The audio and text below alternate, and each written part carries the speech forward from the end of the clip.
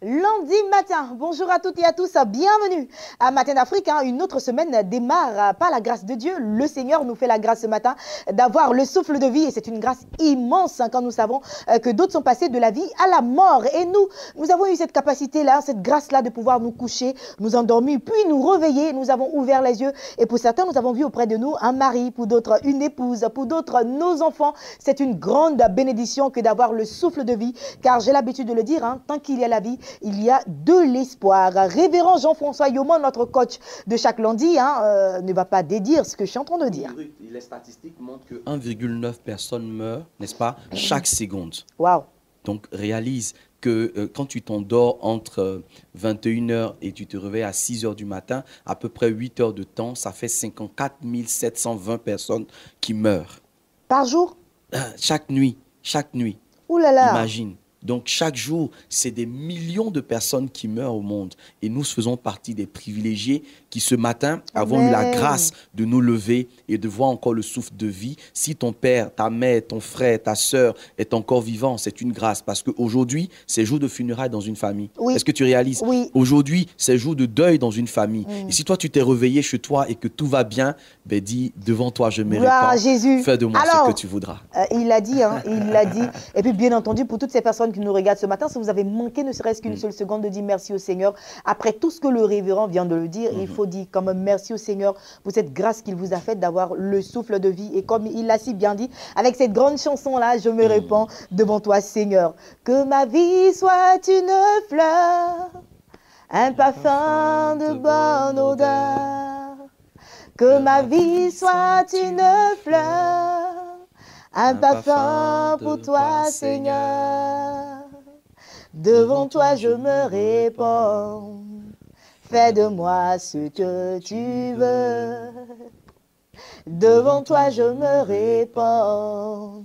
Fais de moi ce que tu veux. Notre Seigneur mérite la louange de notre cœur, l'adoration de notre cœur. Il mérite que nous puissions lui dire merci Seigneur. Oui, oublions un peu tout ce dont nous avons besoin, oublions un peu nos préoccupations, oublions un peu les demandes que nous faisons du lundi au dimanche à notre Dieu. Seigneur, je veux ceci, je veux cela. Il faudra marquer une pause dans notre vie un jour et dire simplement, Seigneur, merci pour la vie que tu m'as donnée. Je te rends toute la gloire. Tu es le Dieu d'Abraham, le Dieu d'Isaac. Tu es celui-là même qui ferme une porte et personne ne peut l'ouvrir. Tu es celui-là même qui ouvre une porte et personne ne peut la fermer. Exaltons ce Dieu grand, exaltons ce Dieu si fort. Et vous verrez en tout cas que Dieu se chargera de tout ce que vous vivez. Il se chargera en tout cas de toutes vos préoccupations. C'est pourquoi nous allons y aller ce matin avec cette belle plage musicale qui exalte le roi de gloire qui lui dit « Oh Dieu, que ton nom seul soit béni à jamais » proposé par Canes. C'est parti.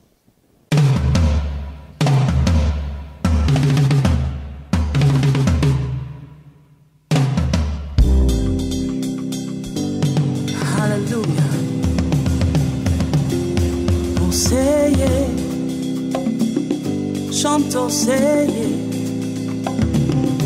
yo, seyez, pour ta victoire, chantons, seyez.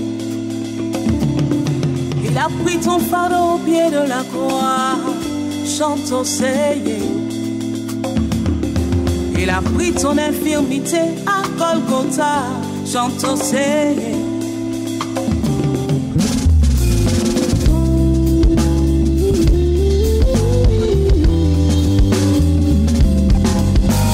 J'ai vu les merveilles de mon Dieu. Il a détruit les œuvres de Satan. Il nous a donné la victoire. Et c'est pour cela que nous chantons. À la croix, il a payé le prix en donnant sa vie en sacrifice. Et ainsi les chaînes sont brisées. Et c'est pour cela que nous nous réjouissons. Oh, you don't we know. Oh, say yeah. Oh, say yeah, yeah, yeah. You don't we know. Oh, say yeah. Lift my Jesus higher. Lift my Savior higher. Lift my Jesus higher.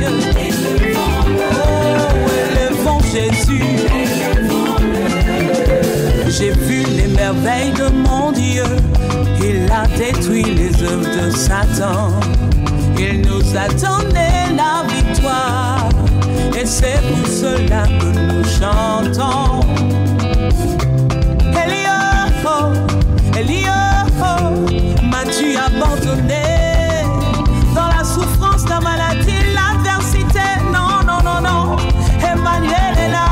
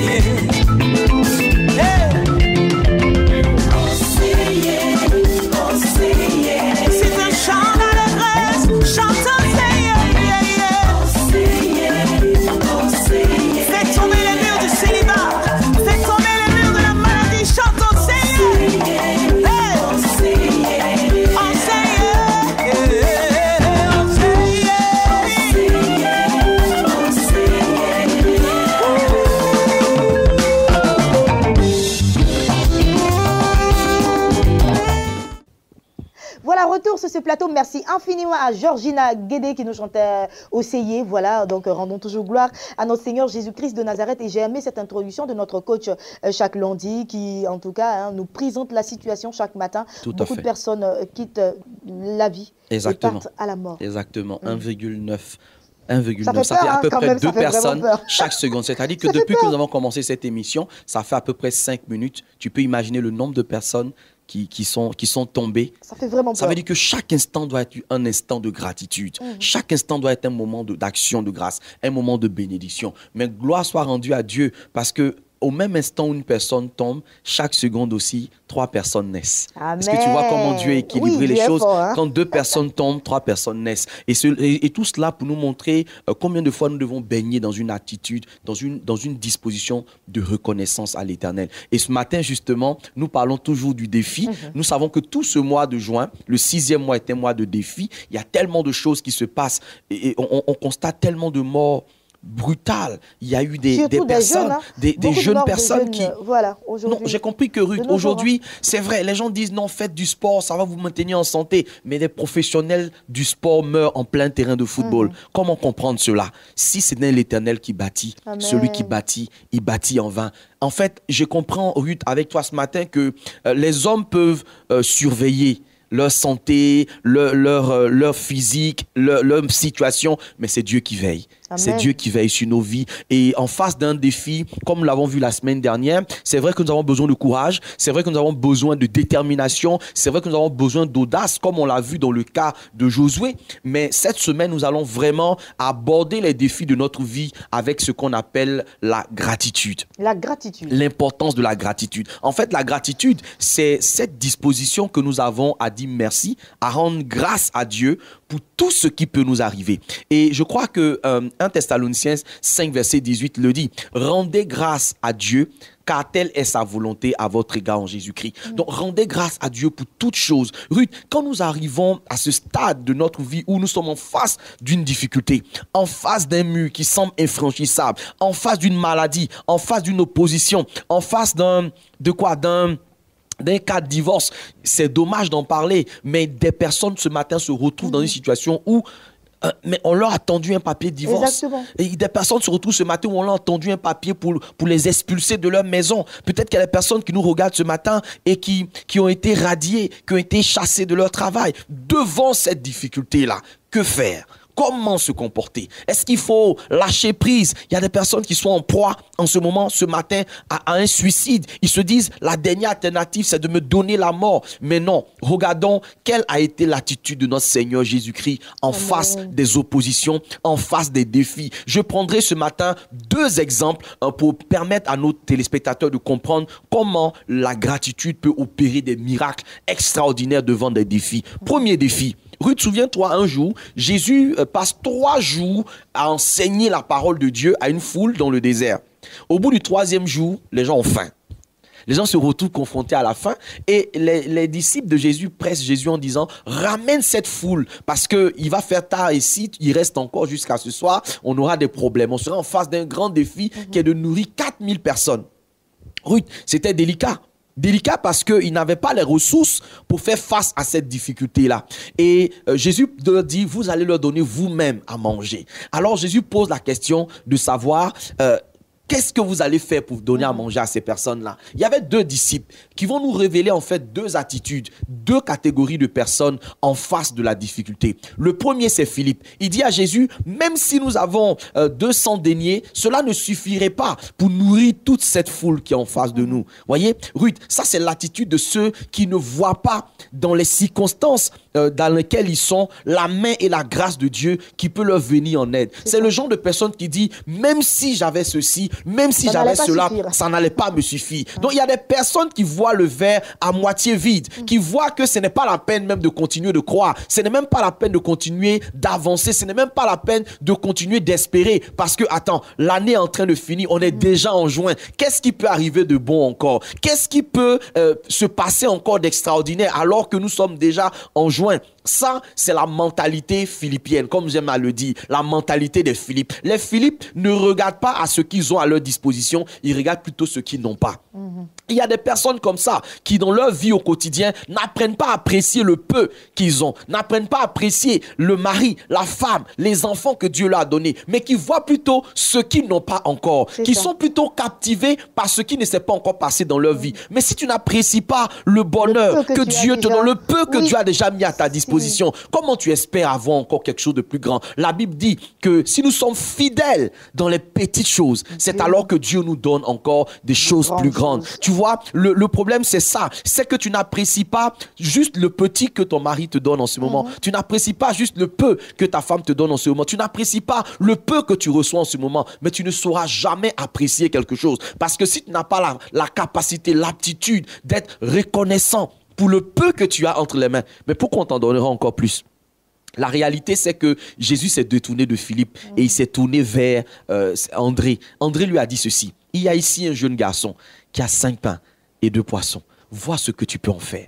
5 pains et 2 poissons. Mais vois ce que tu peux en faire. Voilà un autre type donc de chrétien qui lui, il dit au Seigneur, Seigneur, voici le peu que j'ai. Démarre à partir de là. Démarre à partir de ce peu. Seigneur, fais quelque chose à partir de ce peu. Je sais que je n'ai pas beaucoup. Vous voyez, je n'attends pas d'avoir des milliards pour soutenir ton œuvre. Je n'attends pas d'avoir des millions pour commencer quelque chose. Mais à partir du peu que j'ai, je veux démarrer quelque chose. C'est ça la bonne attitude en face du défi. Vous voyez, Jésus prend les 5 pains et les 2 poissons et il rend grâce à Dieu.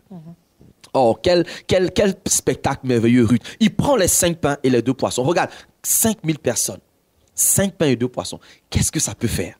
Qu'est-ce que ça peut faire? Mais pour Dieu, le peu que nous lui présentons, le peu que nous lui apportons, peut-être qu'en ce moment, tu n'as pas beaucoup de santé, mais tu as un peu de santé. Tu vois, tu ne te sens pas très bien, tu es maladif, mais tu as encore envie.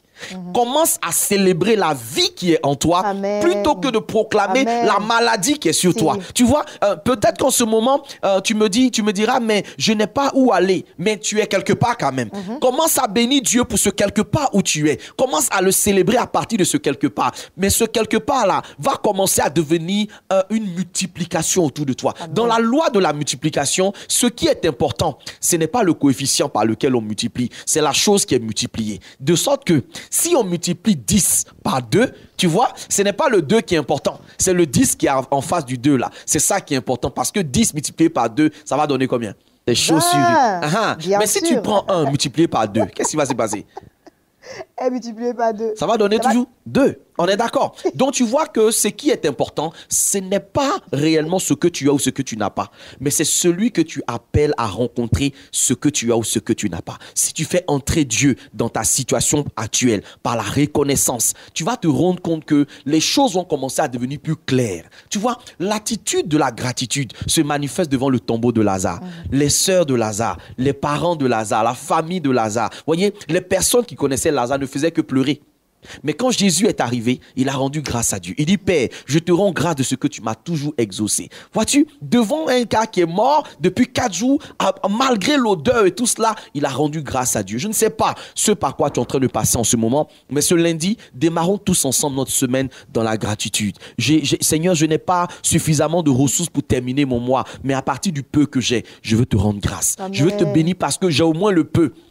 Seigneur, pendant que je suis en train de me plaindre que je n'ai pas de chaussures à porter, il y a des personnes qui n'ont même pas de pieds pour parler de chaussures. Amen. Pendant que je suis en train de me dire, Seigneur, je n'ai même pas d'habits à porter. Souviens-toi qu'il y a des personnes qui sont couchées dans un lit à l'hôpital quelque part. Ils cherchent juste à avoir le peu de respiration que toi tu as. Commence à bénir Dieu parce que la gratitude est une attitude des personnes qui croient que Dieu est capable de faire infiniment au-delà de ce qu'ils peuvent espérer. Allez, nous allons marquer une toute petite pause. Hein. Voilà, une petite pause. Et puis juste après, nous allons revenir toujours avec notre coach qui reste sur ce plateau.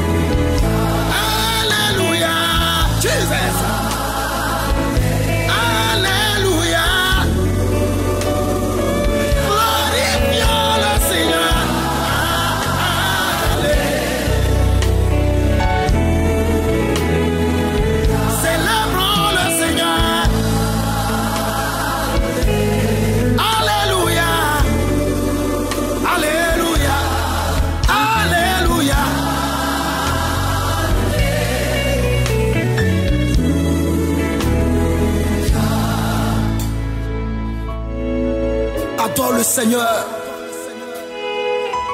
Pense à tout ce que le Seigneur a fait de bon, de grand dans ta vie.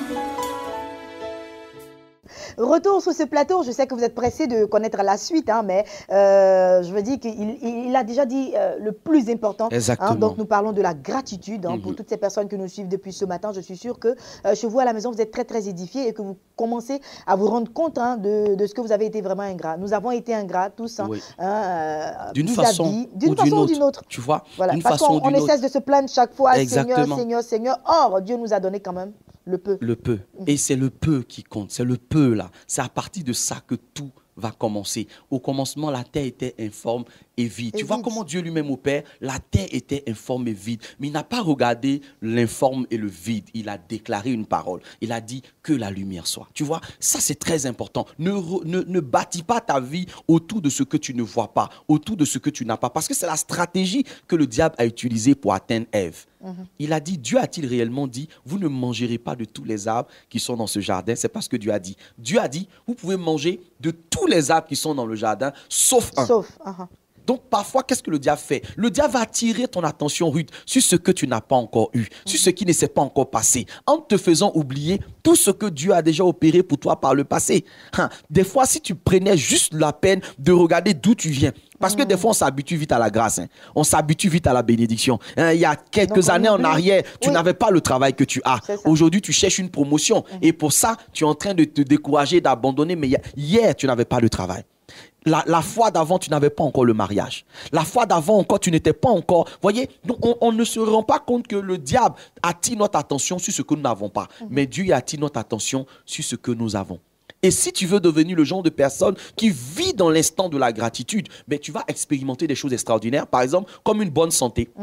Imagine un seul instant. Une personne qui n'est pas dans la gratitude est toujours angoissée, est toujours inquiète. C'est ça. Alors que tu ne peux pas agir sur demain. Qu'est-ce que tu peux faire pour un rapport à demain? Jésus lui-même dit que le lendemain aura soin de lui-même. On ne peut rien faire. Donc ce que tu as fait, c'est de bénir Dieu pour ce que tu as en ce moment. Et c'est ça le symbole que nous verrons le lundi prochain. Comment expérimenter la grâce de la manne. Tu vois, Dieu dans le désert, grâce de la manne. Oui, il nourrissait les enfants d'Israël par la manne. Mais la manne qui tombait aujourd'hui, tu ne pouvais pas la garder pour demain. On va apprendre ces choses-là tout au long de ce mois de juin pour que quelqu'un comprenne que la gratitude, c'est aussi cette aptitude que nous avons à laisser Dieu prendre le contrôle de tout ce qui peut nous arriver parce que notre vie ne dépend pas de nous, notre vie dépend de lui. Alléluia. Alors moi, en tout cas, je suis très bénie ce matin. Et puis à chaque passage du révérend, je dis que je suis très bénie. Et puis le lundi, dès qu'il revient, il nous sort autre chose. Parce que les bontés de l'Éternel ne sont pas épuisées, elles se renouvellent chaque matin. Amen. Sur notre vie. Et ce matin, ensemble, nous allons en tout cas dire merci au Seigneur. Exactement. Si nous avons manqué de le faire, nous allons lui dire merci au Seigneur pour le peu que nous avons. Merci Seigneur pour le travail que tu m'as donné. Merci pour mon mari. Merci pour mes enfants, être reconnaissant, c'est très très important et nous allons le faire à l'instant avec le révérend. Pose la main sur ton cœur, rendons grâce ensemble au Seigneur. Nous te bénissons, notre Dieu et notre Père. Qu'importe ce que nous vivons, qu'importe notre Lazare qui est mort, qu'importe notre Dieu, nos 5 pains, nos 2 poissons, nous nous présentons devant ton trône de grâce ce matin et nous croyons que tu es le Dieu de la multiplication. Nous apportons devant de toi, Seigneur, ce que nous avons déjà et nous croyons que tu es capable de multiplier cela. Nous te sommes reconnaissants pour la santé que nous avons. Et à partir de ce peu de santé, Seigneur, nous aurons la victoire sur la maladie, la victoire sur l'infirmité. Seigneur, à partir de ce peu de vie que nous avons à l'intérieur de nous, nous aurons la victoire sur les circonstances, la victoire sur les ténèbres. Seigneur, à partir de ce peu de lumière qu'il y a autour de nous, nous réussirons avec notre Dieu les obstacles qui sont en face de nous. Seigneur, notre Dieu, nous te rendons grâce parce qu'avec toi, le peu est capable de devenir beaucoup. Le peu est capable de se multiplier. C'est pourquoi je te prie pour cette femme, pour cet homme, pour ce jeune homme, pour cette jeune fille qui est en ce moment en classe d'examen, qui est en ce moment devant un défi quelconque, devant une situation quelconque. Père, je prie que ce matin, la grâce de la multiplication qui découle de l'action de grâce touche des maisons, touche des vies et des circonstances et que leur vie ne soit plus jamais la même. De là où tu es, dis simplement merci Jésus et c'est fait dans ta vie au nom de Jésus. Amen, amen, amen. Amen. Merci infiniment, Révérend Yoma, notre très cher coach. On se retrouvera la semaine prochaine par la grâce de Dieu. Oui, pour parler de la manne. Pour parler de la manne, le mystère, de la manne. De pourquoi la manne ne durait pas jusqu'au lendemain. Amen. Voilà. Passez une agréable journée, une semaine très très bénie à vous. Que Dieu bénisse également votre ministère, très cher coach. Merci. Amen. Allez, place à présent à l'espace dédié à notre très cher pèlerinage. Voilà. Allons au pays de Jésus. Voilà, donc le pèlerinage sur Israël qu'organise Bénin TV en collaboration avec King Voyage. Le révérend Pauléon s'adresse à vous pour vous inviter. Nous insistons et nous réinsistons car nous savons le bien fondé de ce voyage sur la Terre Sainte. Vous avez tant désiré visiter Israël, la Terre Sainte, et marcher dans les pas de notre Seigneur Jésus. C'est désormais possible avec Bénin TV et King Voyage. Voyagez depuis votre pays d'origine pour Israël. Du mercredi 9 au jeudi 17 août 2017, vivez des expériences inédites dans les sites historiques. Nazareth, le Jourdain, Cana, le lac de Tibériade, le jardin de Gethsémani, le tombeau de Jésus, le mur des lamentations, la mer morte, la chambre haute, la piscine de Bethesda, le mont Carmel et bien plus encore. Participez à ce pèlerinage international pour booster et affermir votre foi en vue de vivre une expérience nouvelle et vivante avec notre Seigneur Jésus-Christ. Inscription 100 000 francs. Réservez dès maintenant au plus 225 09 88 68 00 03 72 31 23 40 15 89 32. Email pèlerinage-béni1@gmail.com.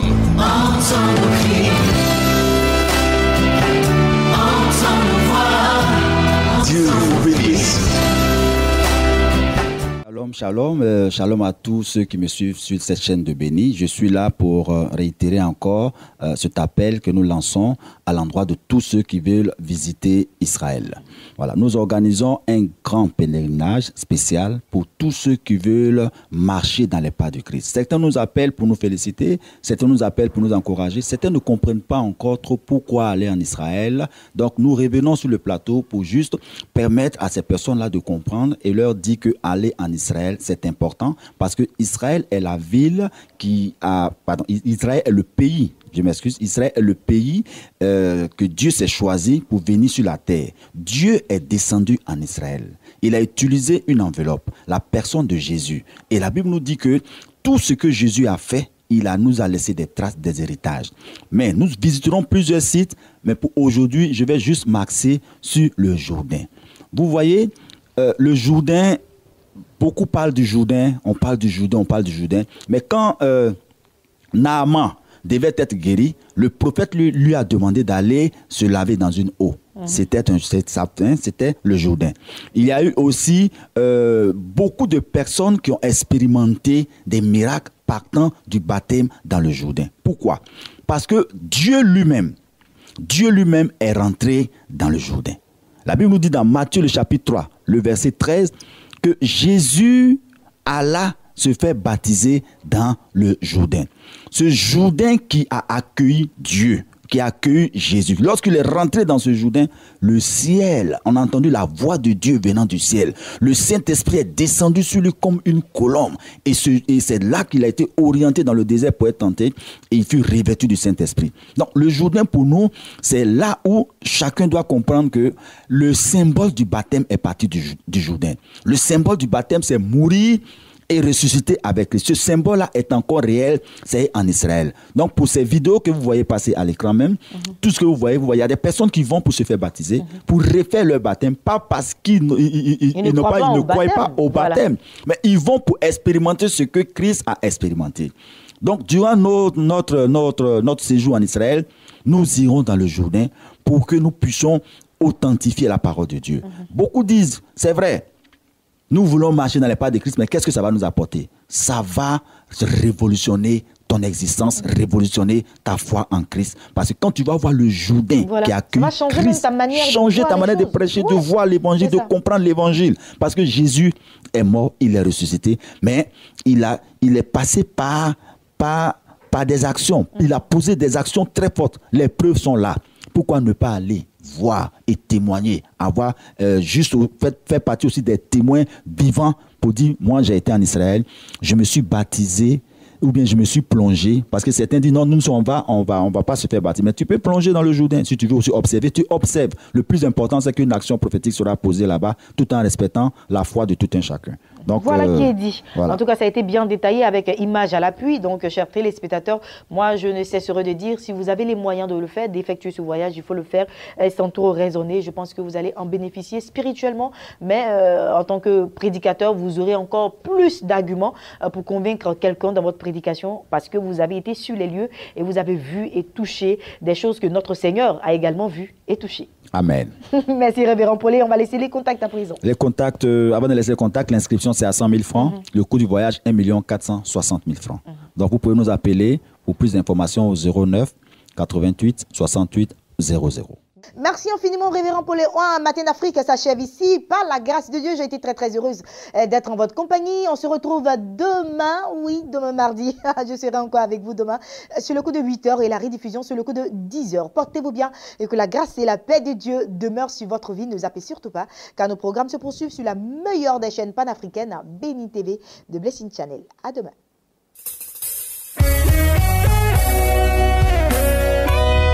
Hallelujah.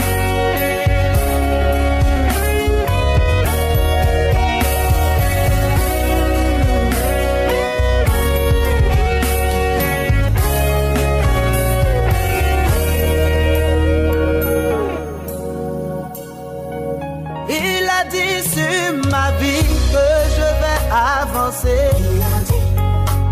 J'ai foi que cela arrivera. Il a dit sur ma vie que je vais travailler. Et j'ai foi que cela arrivera. Il a dit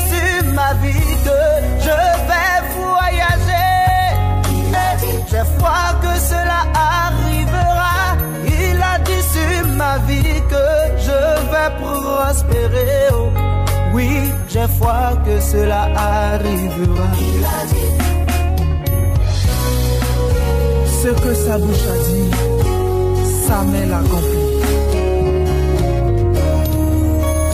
Moi j'ai cru que j'étais orphelin, moi j'ai cru que j'étais oublié, oh.